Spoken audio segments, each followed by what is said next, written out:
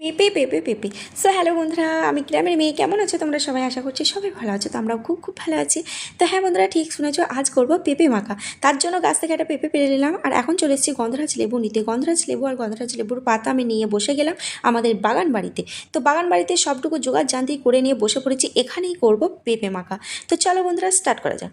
তো এখন চলে এসেছি পেঁপে মাখা করতে। তো অর্ধেকটা পেঁপে নেবো, অর্ধেকটা নেবো না, কারণ অত লোক নেই। অনেকজন মিলে ছোট ছোট বাচ্চাদের নিয়ে আমি বসেছি পেঁপে মাখা করতে। তো সত্যি কথা বলতে আজ ফার্স্ট টাইম পেঁপে মাখা করেছি, অসাধারণ হয়েছিল। তো যাই হোক বন্ধুরা, পেঁপেটা ভালোভাবে ছুলে নিয়ে এই যে পেঁপেটা এখন ধুয়ে নিচ্ছি। তার সাথে সাথে কলা পাতাটাও আমি ধুয়ে নিলাম, কারণ এতেই করব আজ পেঁপে মাখা। তো কলা পাতা ধোয়ার পর লেবুর পাতা এইসব ধুয়ে টুয়ে নিয়ে একটা গ্রেটার নিয়ে বসে পড়েছি পেঁপেটাকে গ্রেট করতে।